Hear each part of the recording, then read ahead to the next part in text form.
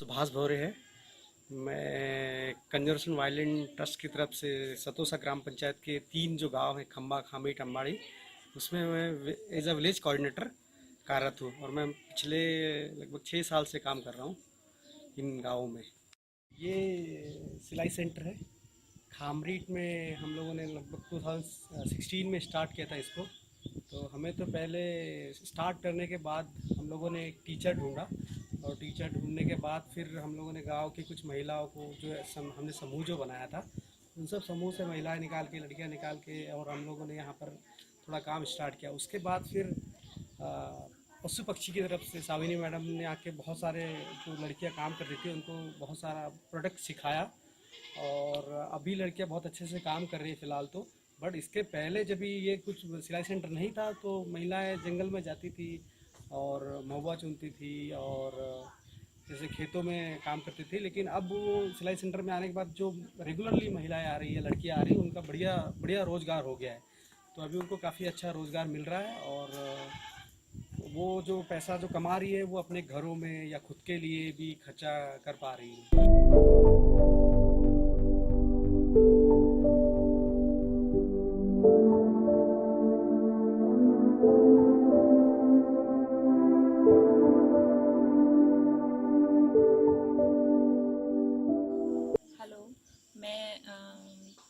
खामरीट सिलाई सेंटर से सुलोचना और मैं यहाँ पे 5 साल से काम कर रही हूँ। यहाँ पे इन 5 सालों में 50 से 60 महिलाओं की ट्रेनिंग हुई है और यहाँ पे 10-12 महिलाएं डेली आती हैं और काम करती हैं। उन्हें बहुत अच्छा लगता है यहाँ पे काम करना। उन्हें नए प्रोडक्ट सीखे हैं उन्होंने, तो उन्हें बहुत अच्छा लगता है कि ये चीज़ें हम नई सीख रहे हैं और उन्हें रोज़गार भी मिलता है इस चीज़ों से। उनके घर में मदद भी हो जाती है। यहाँ पे महिलाएं भी हैं, काम करती हैं, तो महिलाएं अपने लिए खुद का रोज़गार करके अपने परिवार के लिए मदद करती हैं। और जो लड़कियां हैं 17, 18, 19, 20 साल की, वो लड़कियां खुद से अपने आत्मनिर्भर हो गई हैं और खुद से अपने मनपसंद चीज़ें खरीदती हैं और अपने पैसा खुद के लिए इस्तेमाल करती हैं और फैमिली के लिए भी इस्तेमाल करती हैं।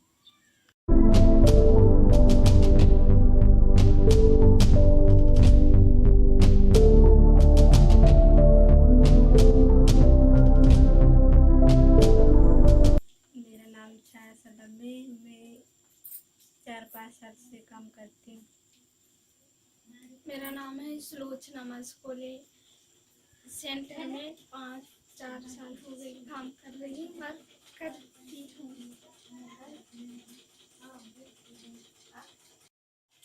सेंटर की पैसों से मैंने मोबाइल ली और घर के खर्चन के लिए उठाती हूँ और कपड़े कुछ भी मैं सिलाई सेंटर के पैसों से मेरे बहन के लिए मोबाइल खरीदी हूँ और घर खर्चे के लिए और मैं कान के लिए।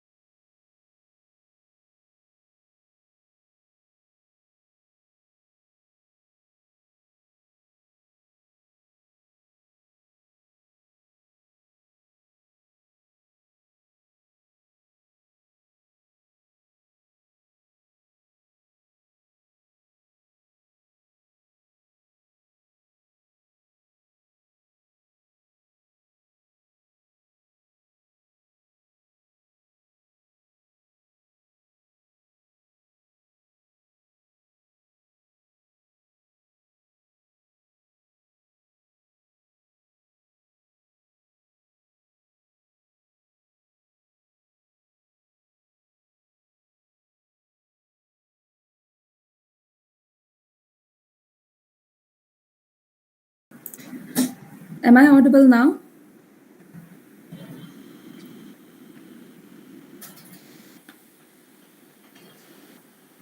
Carry on, Rin. Thank you. I'm so sorry. I think everyone must have missed a lot of that in live streaming. Um, Sorry for the glitches. This is my first time doing the live streaming without our normal tech support. I'll start again with all the introduction. I welcome everyone, all of you who have registered to our previous global talks, and so much of interest has been shown in Savini's talk as well. And welcome for this session, and I'm sure you will get so much information from Savini. I have also talked about, which you guys have missed because of the audio loss, about our Global Talks program. For those who have joined for the first time and registered for the first time, I would like to tell you why we started Global Talks as a project. The intention of this project was to inspire today's youth who might be stuck or who might not be taking challenges and who might need the inspiration to spread awareness about so many different things that are happening around the world, bringing in experts who are already working in the sector so that you have an expertise there to follow, to exchange experiences, ideas, and all kind of change making solutions that our speakers have already done in their life, and to share different success stories with you who have impacted, who have had such a positive impact on our society that they have made a big impact, a big change around themselves. Today's speaker, who is a representative and the managing partner of Pashupakshi, and we are so glad that Pashupakshi also have partnered with us for this talk. So I would love to introduce Savini Sonavaria, but before that, I would like to start the introduction with Global Shapers and the team that is here doing the Global Talks today. Starting with myself, I am Runmai Thakur. I am currently transitioning to become an alumni of Global Shapers, and right now I'm pursuing my master's degree in energy and environmental change in University of Westminster here in London. So I would like to hand it over to Nanoshka to introduce herself, our another team member Harsh, who is with us today, and to tell about my Global Shapers Panjim Hub to you all. Nanoshka, it's over to you. Thank you, Brynway. Thank you very much. Welcome, everybody. We are so happy to have this session, which, as Brynway mentioned before, has been a long time in the making. My name is Ninoshka Pinto. I am the current curator of the Global Shapers Panjim Hub. I'm currently studying my master's in education and working part-time. The Global Shapers community itself is an international community which we are proud to say is an initiative of the World Economic Forum, founded in 2011 by the visionary Professor Klaus Schwab. Our community today consists of more than 7,000 members with 369 hubs in 171 countries. The Panjim Hub in particular was formed by none other than very well-known Talula architect, environmentalist, socialist in 2014. We have multiple areas of focus to make an impact such as climate change, education, employment, technological advancements, and its reach. We've even gone to global mental and physical health. Recently, the most hot topic on everybody's mind, COVID-19 response. As of today, we are recruiting. So those of you who like what we do and would like to be a part of it, those of you who have ideas how you would like to improve and change society for the better, please get in touch with us. You have, through us, the world at your fingertips. The introductions to eminent personalities which you wouldn't get otherwise. Those of you who want to be change makers today, I appeal to you to apply via the Google form link given in the description, or you're most welcome to email us at globalshaperspanjim@gmail.com. I call upon our fellow team member, Global Talks team member, Mr. Harsh Joshi. Please introduce yourself.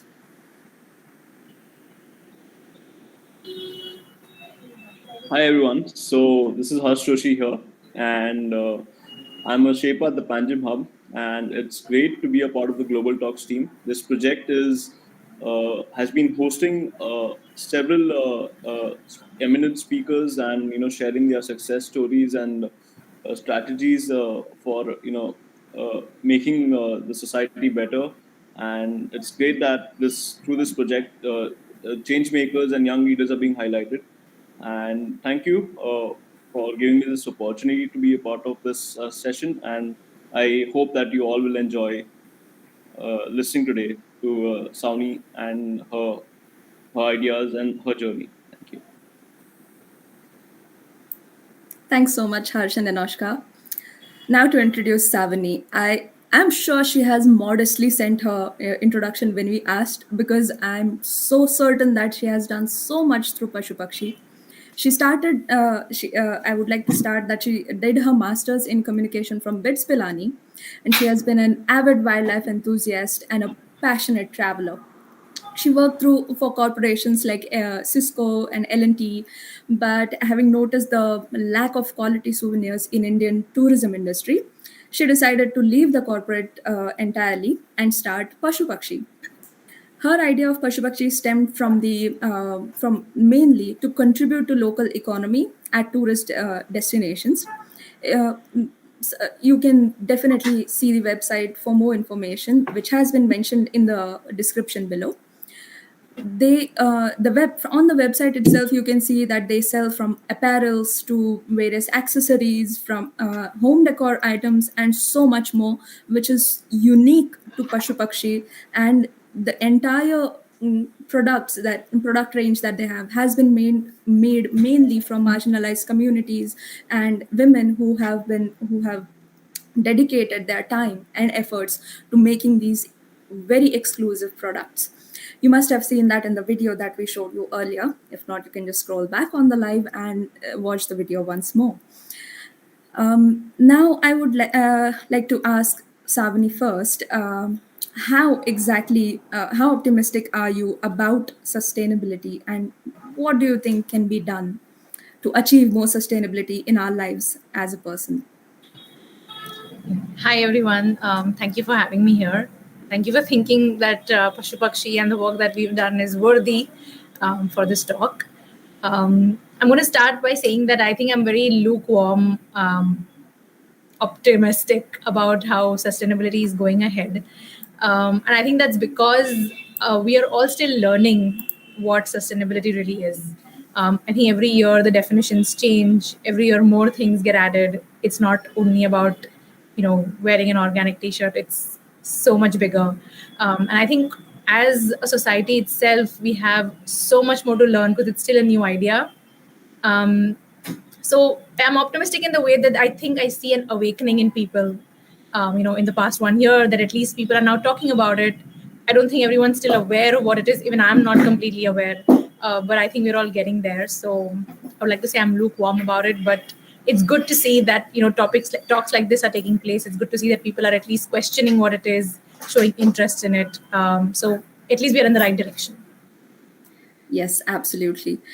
From our topic of the conversation, that is the feasibility of the sustainable change, there are a lot of people, like you said, who are just trying to start it.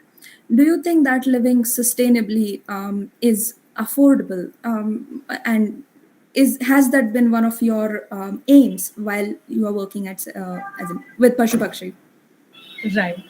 So I'm going to give you an example of something that everyone must have gone through. Is that how we decide that we're going to start being healthier, eating right food, or we're going to start exercising from tomorrow?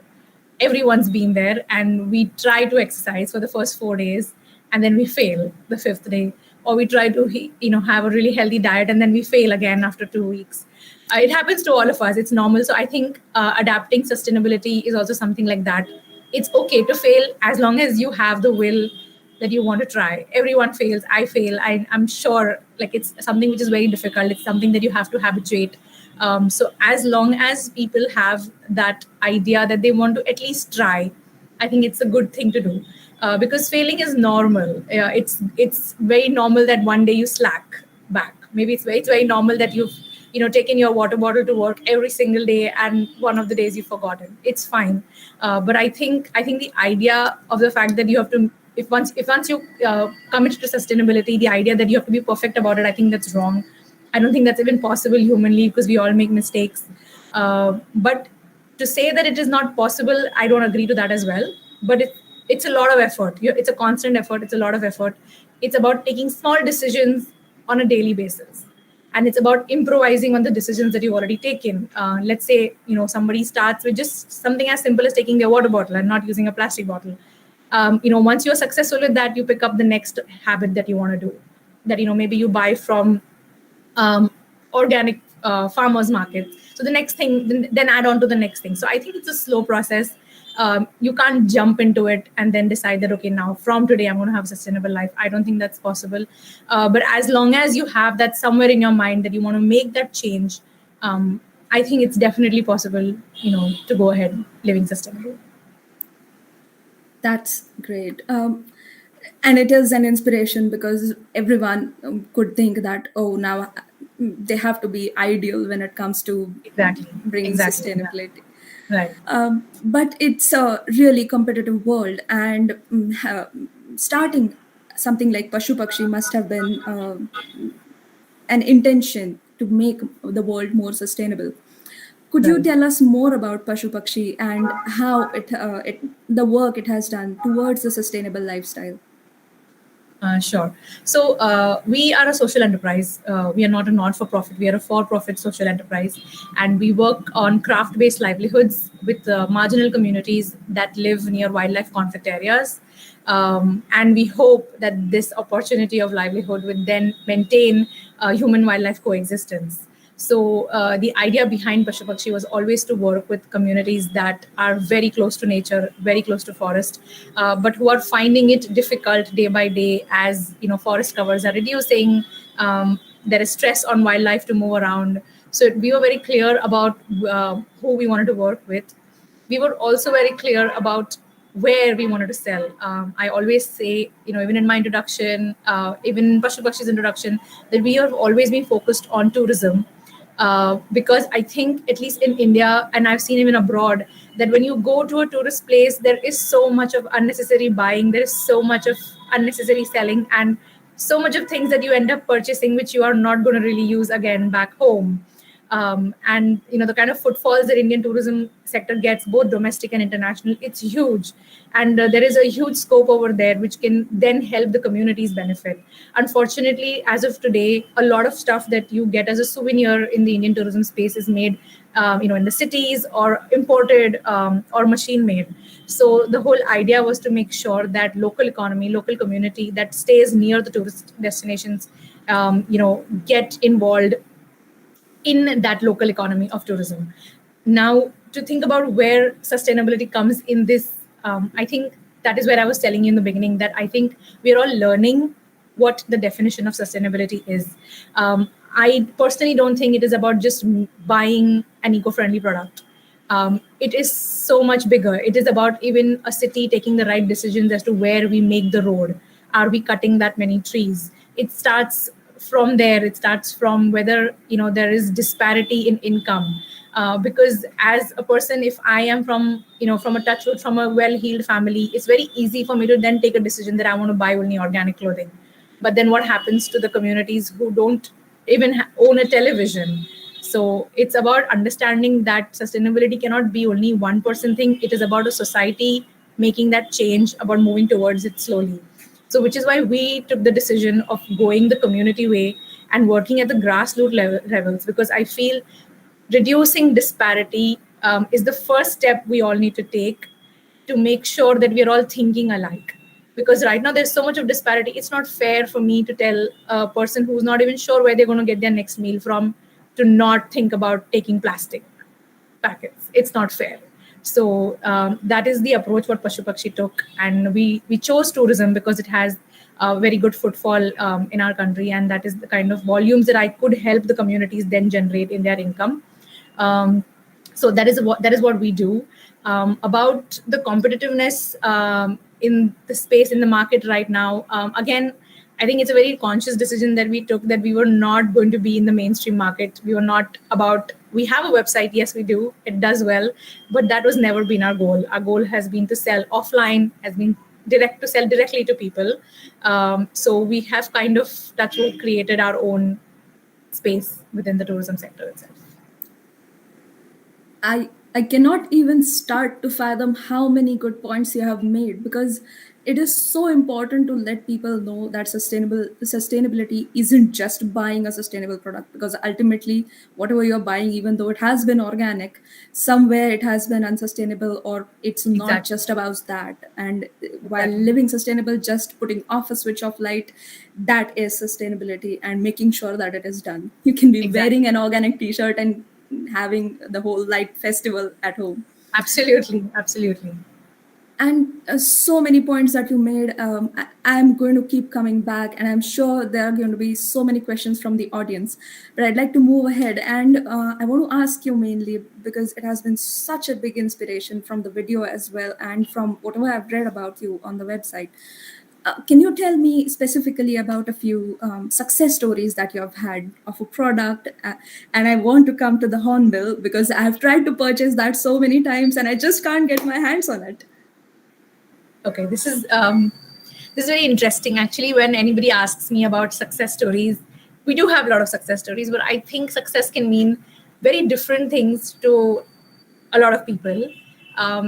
So because I'm assuming that everyone who's listening to me is a young crowd, and this is about hopefully motivating them, I'm going to talk about two major failures that we have seen. And I think the failures are more important, because you get to learn so much more from your failures.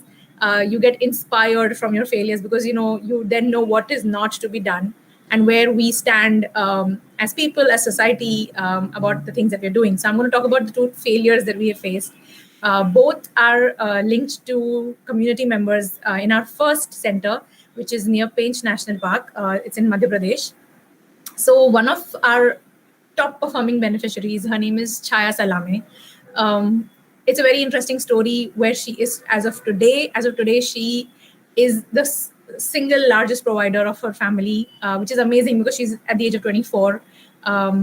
She is the first person in the village to know what is a salary. And I say that because everyone over there works on labor basis, which means that they get paid only on a daily basis. And she's the first person to get a salary, a first girl to get a salary. So it's a really big deal. But before we started working there, that is 4 years back, she lost her father. Her father was murdered because he could not return rupees 4,000. He could not return that money. So he was murdered. I cannot even imagine. Exactly. That story impacted me so much, because for so many of us, 4,000 is a clothing, or 4,000 is a dinner. And you can imagine that somebody lost their lives for 4,000 rupees because they did not have enough income. That is the failure number one, because I realized that as people, we have to realize so many other people need to be brought to a certain level, need to be uplifted from where they are. And the issues that we see in the city are so different from the issues that you see on grassroots levels. The other failure that I'm going to talk about is another young girl who used to work for us, called Neel Kali, who lost her life last year when the lockdowns were called. She had to go for mahua collection. Mahua is a flower that blooms from the month of March to April. It's used to make jams, it's used to make alcohol. It's a huge income source for everyone who's living near forest areas. And unfortunately, she had a conflict with a sub-adult tiger, and she lost her life. Again, she was a beneficiary of our center, and it really hurt us, to realize that unfortunately we could not elevate her income status to a level where she did not need to go to the forests anymore. These are people who are still so dependent on resources that it's very easy for us as forest departments do all around the country to then make a clause that don't enter the forest. Don't go and pluck flowers, or don't go and collect mahua. But then where do they then get the money from? There has to be an alternative livelihood that is provided to them before you tell them to stop living the way they already do. So I think more than the successes, these two stories are something that I hold on to so dearly, because it inspires me to do more. It inspires me to continue, what we are doing, and also makes us realize that things really need to be done, and they need to be done soon. So this is what I would say. Wow. I'm glad that our audience is going to get such a different perspective, because not everyone can give this exact perspective from their point, because at times even I've met people who start a business but they have outsourced it so much that they might be at the CEO and the level that you are as managing director, but they would never reach the grassroots level or know exactly what kind of problems they are facing, or who exactly is manufacturing this. And this is one thing that I've appreciated about Pashu Pakshi from day one, from the time I found out that this exists, because even though you have a hierarchy of technical sense, you have worked from the grassroots level. I've seen the pictures and everything. And at the same time, the people who are doing the products for you have the same level of authority and to make that, and they have been given the freedom. It's not just working in factories, there are people working. Exactly. I would like to come to you. You have talked about your failures already, and in a way, I'm scared to ask you this, because what kind of challenges have you faced? Because such an enterprise, I am sure that there must have been so many hurdles to reach the level that you are. Yeah, oh, a lot, for sure. But I think we're all. I'm learning. My team is learning. I think one of the biggest hurdles that we first faced is to do community work, because, and I understand that now, because when we come from a city, and you go to a community village, you don't really know them. You don't know what their culture has been. Unfortunately, as educated people, we think we know more. We think we can teach, we think we can fix, but that's not really true. So I think one of our biggest challenges was to go to the community and unlearn what we already knew, and accept what they already know, and accept what their culture is, and work around them, which has been really difficult. So we have now, as of today, 5 centers that we work with. And a lot of people, my friends, other founders, let me know that, oh, you must be having a process in place now that you have an experience with working with one community. I'm sure it's about just replicating, the SOP, what you call it, is that there is an SOP in place.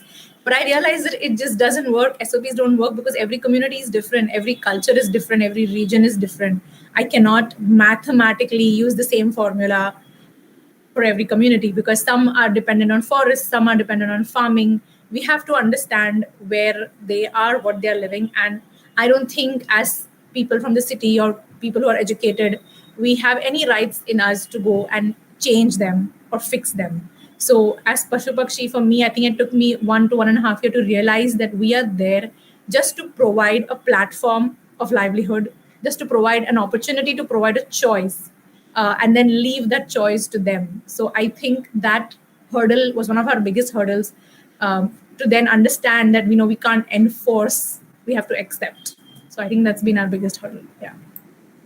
What you said actually brings me to my next question, because from what I've seen, and being from Goa and being from such communities, that there are so many villages and wherever you have worked who already are doing sustainable practice, and not just the community, but we as Indians have had cloth bags and so many already pots that we used to fill the Right. earthen pots for water. So we have had so many practices which are already sustainable. Have you come across such practice which are authentic and which are so ingenious in themselves, which are already there and you just had to make use of them? I don't know whether it was something ingenious as such, but I think one of the biggest realizations that we had as a team when we went to these communities is that we in the city are learning what is sustainability. They already know what is sustainability. It's a part of their life. And I think that comes from the fact that because they don't have that income, they make the best of what they have. So, for example, the communities that we work with, they grow their own food, everything, right, from vegetables to grains, they grow their own food. That is sustainability, because they are not depending on anybody. They're self-sustainable. Even when they stitch their own clothes, and whatever trims are left, whatever smallest trim of fabric is left, they fill their cushions with that. So they are not even looking for plastic fiber fills. So it was these small things that I realized when I looked at them, that who am I to teach them sustainability? because they're already so much more sustainable than I could ever be. I mean, to think about it, one family in a tribal village like Pench probably has so much less carbon footprint than a flight that I would take from Mumbai to Delhi. So I think remote villages that are living near forest. I think, like you rightly said, India traditionally had a very sustainable culture, self-sustaining culture, and all of them have one thing in common. What I've seen is about reusing. Like they always reuse their stuff till it cannot be used anymore, and that is amazing, because the whole instant gratification of having something new is not there. It obviously stems from the fact that they don't have the money to have that. But I think they, if you want to compare sustainable lifestyles, they are so much ahead than we are. Yes, it's so true, because now that I'm here, I used to think India is trying to become more westernized, so we should do that or try to do something, and the Western trends that are set. Not to be too criticizing of it, because technological advancements have been good in the West, but India, and I can proudly say that we have had so many sustainable practices already. And I think going back to our ancestral practices is what we need right now. Exactly. So, True. with the kind of market that we have, and we have so many sustainable products coming in, not necessarily all of them have been from a sustainable source, but the products that are coming in, and they're increasing our choices and to try and live more sustainably. But do you think we should buy or encourage consumers to buy them, or and if at all the demand has increased now just because of awareness and so many other influences, do you think the supplier can be met the demand then? Okay, so obviously I am from the company. My company finally is a retail company, so we sell. But at the same time, I'm going to say that I think we all have to realize that you should buy only what you really need to buy. At the end of the day, it is about buying less and using things more. But what I would suggest is that in the case where, suppose if you do want to gift something to someone, or if you do really want to buy something, then it is, I think, as educated people, we should take that extra effort of searching what is the brand that you connect with the most. Because, yeah, like you rightly said, there are so many brands coming up, so many people having different stories. It's You also have to, as a consumer, be aware of who you want to trust and who you don't want to trust. I think asking the right questions, understanding their stories is important. Trying to figure out whether it is greenwashing is important. But at the same time, I would also like to say that I also think I think it's also one of the questions I just saw. How, as a consumer, are you aware whether the brand is authentic? So I think the first thing you need to do is ask them the story. There's no problem. I love it when people ask me, our story. The second thing you can do is try the product, and if you like it, you share or talk about it to other people so that it helps them grow as well. But for that, as a consumer, you have to be very clear about your own understanding about sustainability. I'm going to give you a quick example. For example, if you're buying a organic cotton bag, because it's sustainable and it's eco-friendly, but the person who's made it has been given 3 rupees to stitch it. Is that sustainable for you? Or a company has used garment factory discards, which probably is polyester or chemically dyed, but they've used discards from a factory outlet and then given 10 rupees for the maker. What, according to you, is sustainable? Maybe that bag is not eco-friendly, but it probably makes more sense to buy something like that, because it has the zero waste effect, that it is taking somebody else's waste to make something, and it also has fair wages behind it. So I think when you ask the questions, as a consumer also, you have to be very aware of what you believe is sustainability. And about your second question about whether the demand can be met, I completely think so, because I feel so many sustainable brands are opening up and they're also shutting down because that much demand is not there. Everybody wants to do well. Everybody wants their project or their company to succeed. So the capacity is definitely there. It's definitely still untapped. But when that time comes, when you're saying that the supply has to, I think that we're still far away. We're still far away. But I definitely think that the demands can be met. I'd like to point out that Svetlana Pinto was the person who asked these questions about whether it's a sustainable product. And the second question which he had asked, and I'm sure you have already answered that, is the price of the sustainable products and the rich and well-to-do being able to afford the sustainable, which we talked about earlier. Yeah, There are. I would like to add something to that, if I may. Sorry, Sure. Yes. Go ahead, please. I remember. I think she asked whether it's about they say that it's about the well-heeled and the rich being able to afford sustainable products. I actually have to say, unlike probably popular opinion, I agree to that. I mean, I think today's world sustainability is only affordable by people who can actually afford it. It's unfortunate, but it's true. And as consumers and as manufacturers, where I come from, we have to realize that it's really not about one person doing it perfectly. It's about all of us doing it imperfectly. So when somebody asks me, and I'm very frank about it, that are you a sustainable company or are you a zero waste company? I'm going to say no, I'm not.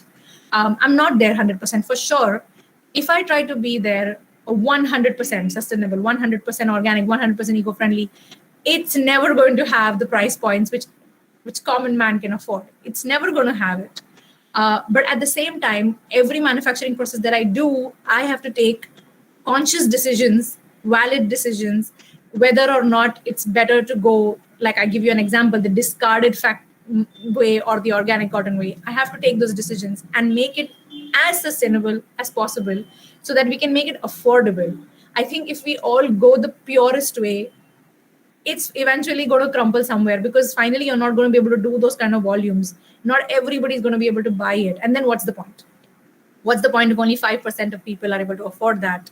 It's about everyone in the society coming to that same level of thinking. So I think the disparity is what we have to reduce. And targets like being a completely sustainable brand or completely zero waste brand, I personally feel is like a dream.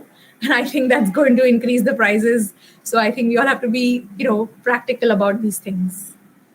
It's so true, and which is in a way it's making me doubt whether whoever claims to be 100% sustainable company or a product, whether it is completely sustainable or not, Exactly. because there are so many things that go into a product, and Exactly. not every time you can do that. And ultimately, if you say that okay, all the material and everything is sustainable, but the energy that has been used is made from coal, so you can never say that it is 100%. And it's good to that, and it's so inspirational that you have directly accepted that and rather encouraging it, because this is what something everyone needs to know.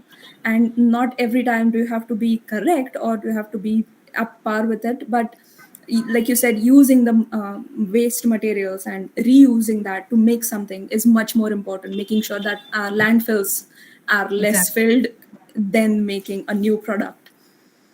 And I would like to point out, because this is something I think even our audience must have felt peculiar. You, being a business person, said that no, you have to buy something that you need, not because I'm selling it. And it is such an eye opener. It's so refreshing, because not every businessman is going to say that, because people just want to sell.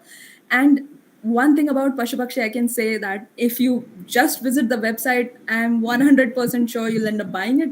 But like Savini said, make sure that you need it. I'd like to come to my next question, because we have been talking so much about current trends. And in today's world, there are so many people who are very much used to living in air-conditioned apartments, cars, and to so many places. How far do you think our effort, your effort for that matter, to become sustainable, to enforce a sustainable lifestyle has reached? Okay, if I have to talk about myself, I think I can push my boundaries a bit. Like struggle with. I'm okay with having no air conditioner in my room. I don't have one. I'm okay with it. But if it is about somebody wanting to sacrifice their comfort, or living sustainably, I think you have to just think about, instead of thinking about ahead, I would suggest think behind. If you were okay living without it 5 years back, you have to question yourself, why are you so addicted to it now? Whatever it is, whether it's your phone, whether it's social media, whether it's about you buying something, whatever it is, whether you have an air conditioner, whether you have an air conditioner in every room, whatever you are doing now to what you were doing 5 to 6 years back, you have to question yourself that if you were okay living without it back then, why are you not okay living without it now? I think as humans, we get habituated very fast. There is nothing wrong with it. Of course, comforts are important. We all are working hard to get comfortable in our lives. It's important, but to go overboard with it is something. I mean, I can't speak for everyone. I can only speak for myself. It's about you showing self-control at the end, and not giving into everything that's popular. Maybe everything that's popular is not really the right thing to do. So because I remember so well, of course, I'm assuming I'm much older to everyone over here, but I remember that my grandparents, it was so normal for all of them to have their own bag which they used to take to the markets. They all had this jola bag that they used to all carry to the market, and I remember that so well as a child. And then suddenly there was this 10 years where everyone was with plastic bags, and after that we all realized that, oh, plastic is not cool, we have to go back to cloth bags. So why did we get used to that plastic bags when we already had those cloth bags to take to the market? But we stopped using it because it was suddenly not cool enough. So, for everyone who has the question of comfort over sustainability, comfort over living a simple life, you just have to ask yourself that question: that if you were okay living a particular way a couple of years back, what stops you from living the same way now? That is so true, because there has been a trend of going back. As an architect, when I used to work with Talula, who is our founding curator, we were doing the same things, and that has become a trend now, just to go back to our ancestral ways, which is such a good message, and we should use that as a mantra in our lives, because we have been doing all these things and we don't need a lot of things that we are using. One of our I used to go for these nature camps, and there was one game that we used to play just with kids, needs and wants, and we need to defer that, and that is exactly the message that you gave. I would like to go to some audience questions now, and one of the very important question which I was thinking myself as well, by Yaduprabha Yadav. She is asking, I'm sorry if I've taken that wrong, about menstrual hygiene, and it is so important while thinking of sustainable living. But in India, or now, people are talking about it, but it is so important, and yet there aren't a lot of reusable materials when we come to disposable sanitary pads. I know my own mother, my own family members used to use cloth pads, and suddenly there were these sanitary pads as a trend, and then people understood, oh, it's not decomposable. And now I've seen so many companies go back to cloth pads, but again, it's nobody knows whether it is sustainable, unsustainable, and again, it's a product that you're buying. Why do you think the issue hasn't been taken up by Indian government, or even people aren't aware of it yet, even though 50% of the population is female? This is actually quite a complicated topic, to be honest. There are again two sides and two different worlds that we're talking about over here. We, as aware citizens, obviously realize the need of going back to menstrual cups, or going back to cloth pads. We obviously understand that. Again, like you rightly said, even if there is a cloth pad available which you are comfortable using, it may not be 100% sustainable. However, instead of using 2 pads a day, you're still going to be using that one pad, and you're going to wash it over and over again. So if you compare the kind of wastage that a single-use pad creates compared to a cloth pad, obviously there's a huge difference. At the same time, your question about why the governments are not doing anything about it, I think there is a very different side to the story when you go to the villages and when you go to marginal communities, that they still have such a taboo on this topic. Although they still use cloth pads, but they have there's such a taboo. So I'm not sure how easily this can be replicated across the country, because like I rightly said, I do not have a standard operating procedure for all of my centers, and I have only 5 centers. So if you can imagine the size of the country, every region has so many different issues, so many different levels of it. I think this is a very difficult topic to directly put a policy on. I really think so. I'm not an expert on it, so I can't really comment on how one should go ahead with it. But I can tell you a story that has happened with me recently, again from my Penge center. I have unfortunately all examples from Penge. The reason is that's my longest running center. That's why I have accumulated interesting stories from there.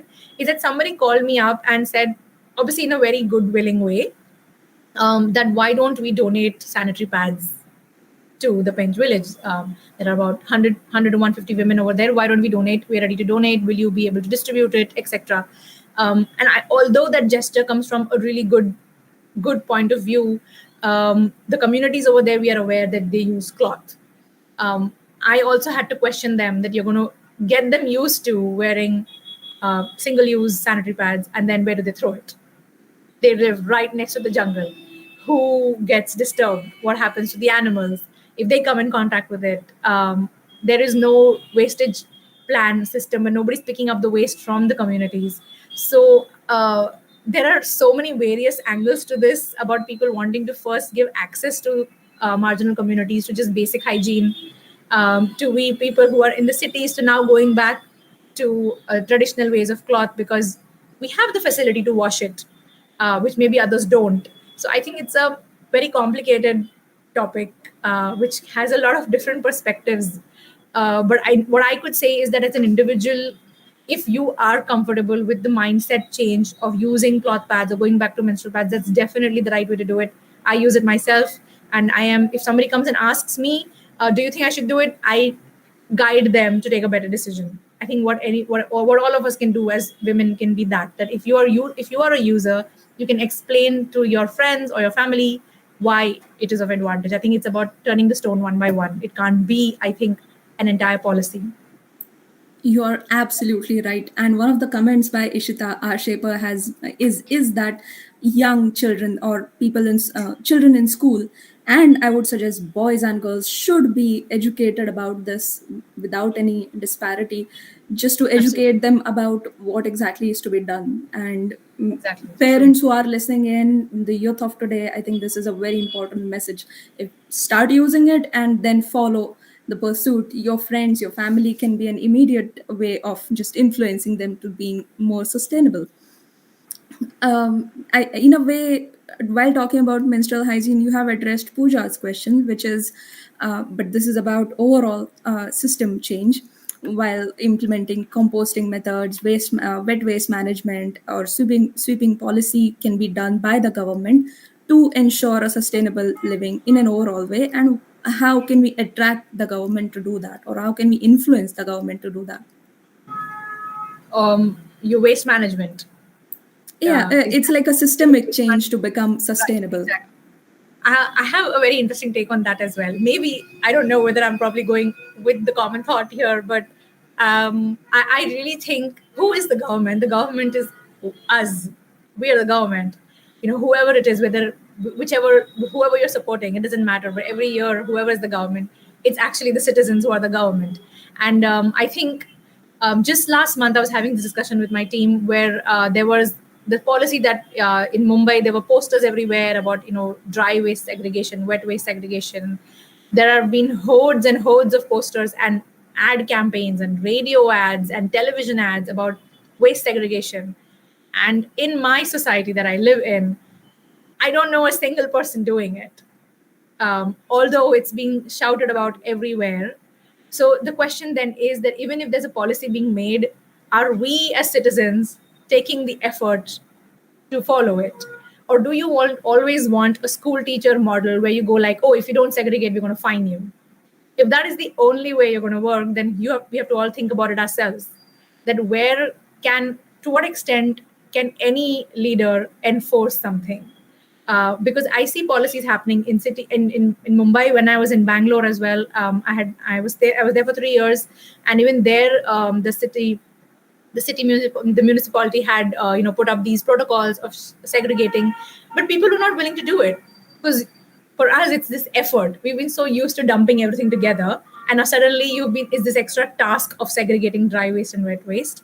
So although if there are policies in place, if every time we're expecting that the policy should have a fine to it, I don't think that's fair. I think as educated citizens, we have to take that extra effort of following a rule that's getting implemented, because I think somewhere it is like a cycle.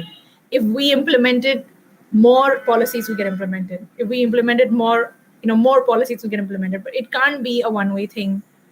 I don't think so. And it can't be always, if you don't do this, I'm going to fine you. I think it has to be self-realization.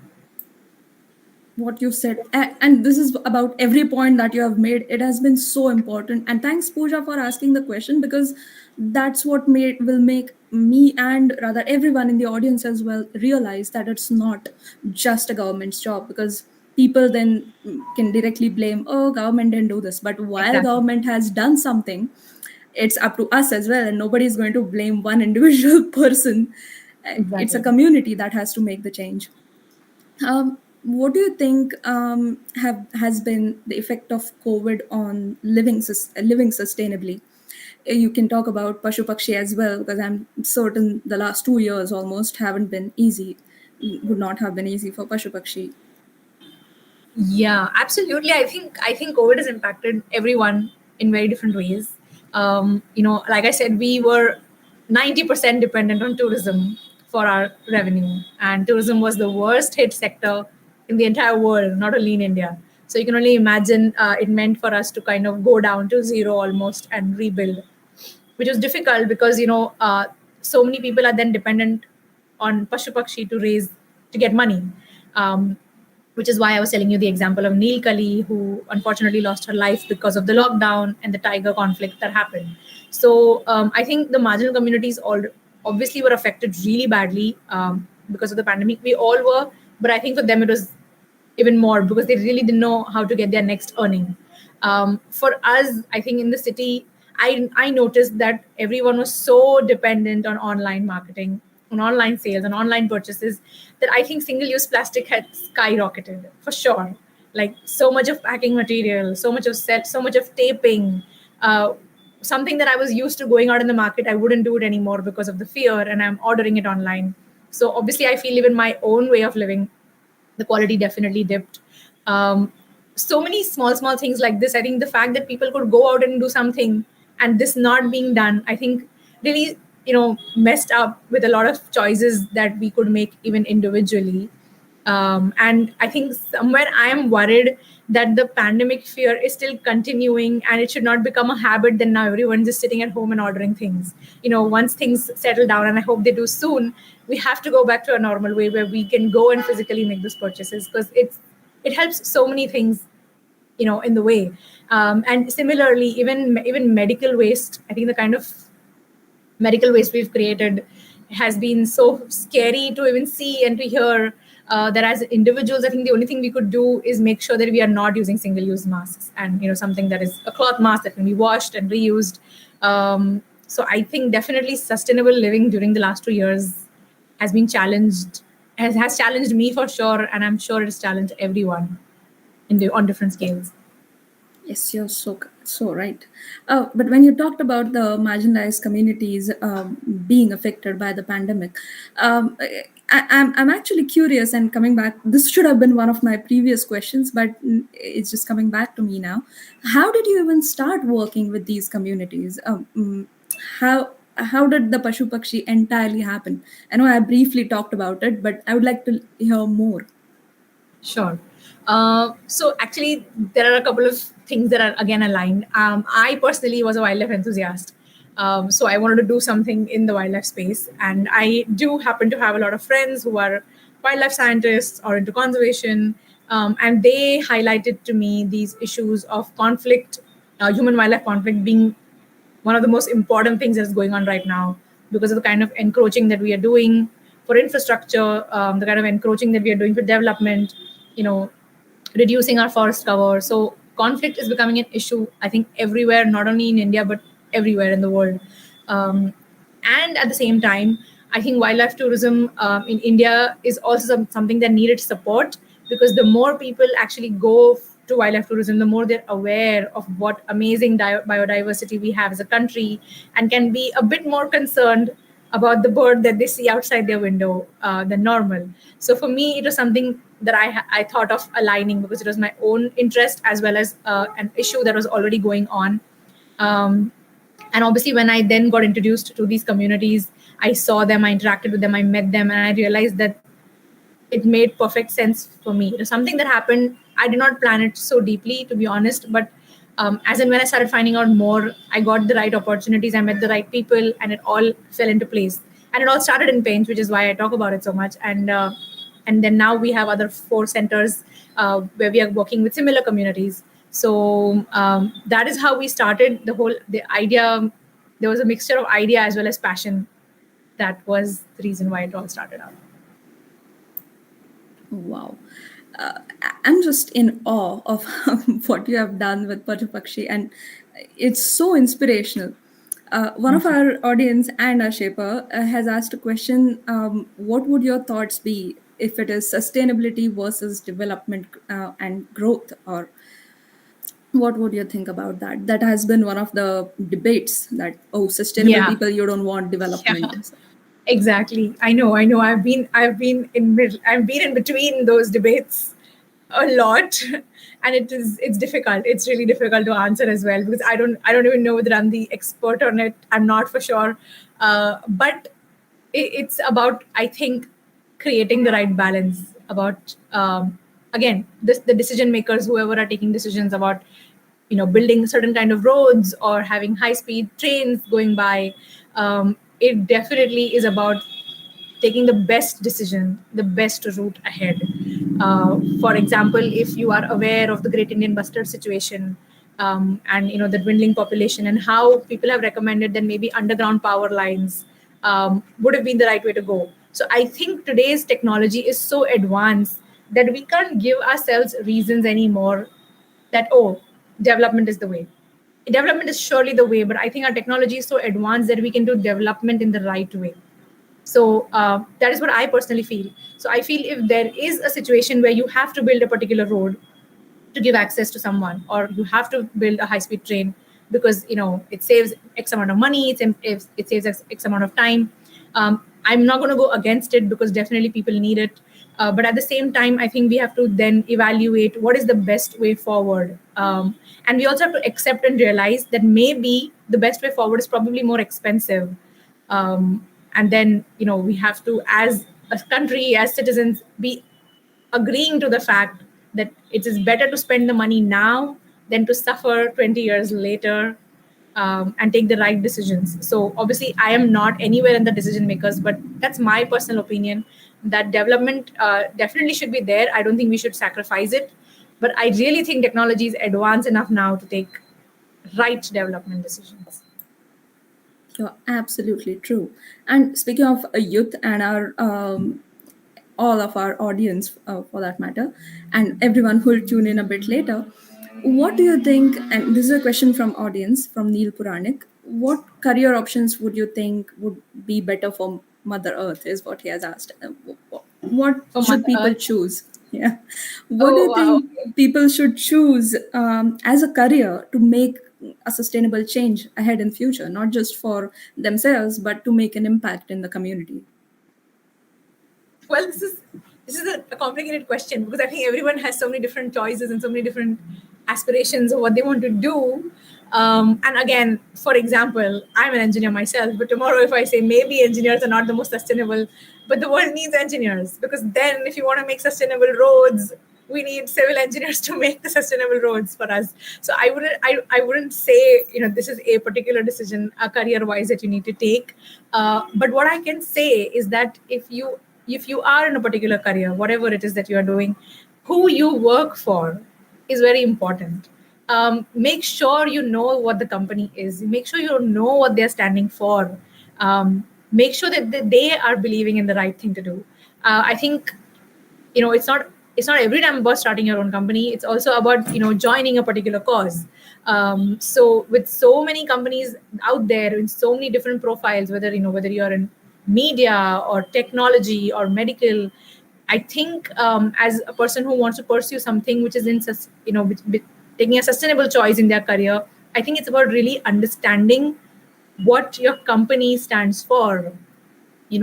And I think that is probably the better way to go, because it's difficult for me without meeting the person to say this is the right thing. But I think in a general way, I think that's what you need to think about, that what your company is standing for. Because in my own experience, I know so many who don't stand for the right things.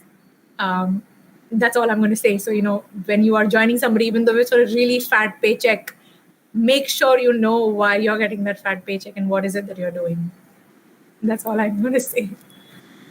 Which is absolutely true. Neil, we are going to, in the description, Savini's information is already there, and we are going to show it on the contact slide at the end as well. So make sure to have this debate with Savini at a later date. To end our talk, I would like to ask you two questions. One first thing is how, if you had to motivate a person to be more sustainable, what is the one thing that you would tell to them? And following the motivation, what would you say to today's youth as a motivation for tomorrow? Okay, I'm going to say that slow and sustainable wins the race eventually. That's what I'm going to say. I think it says a lot. Well, that's absolutely true. If you would like to add a message for our audience, that is also absolutely fine. Again, I'm going to start. I don't know whether everyone was there right in the beginning, but I'm just going to say that everyone has to realize that sustainability is really not only about buying the right things. It's about taking right decisions in everything that you're doing, right from switching off the fan when you're not there, or not using the air conditioner when it's already really cold. It's about small decisions that you have to take on a daily basis. And at the same time, if you're failing in one aspect, don't give up on it. It's about sticking to it and trying to share the message to others. I know a lot of times people who are strong followers of sustainability think that if I do advise my friend, he or she is going to think that I'm preaching. They will think you're preaching, but probably find the right time or the right way to communicate, because it's about gathering more people on this side. And the sooner we do it is better. And at the same time, you don't have to be perfect. Nobody is. I am surely not. It's okay that if you make mistakes, it's okay that you fall back. It's okay if you've created a lot of waste one month. It's fine. But it's about getting back to it and keeping that effort constant rather than just a one-time thing.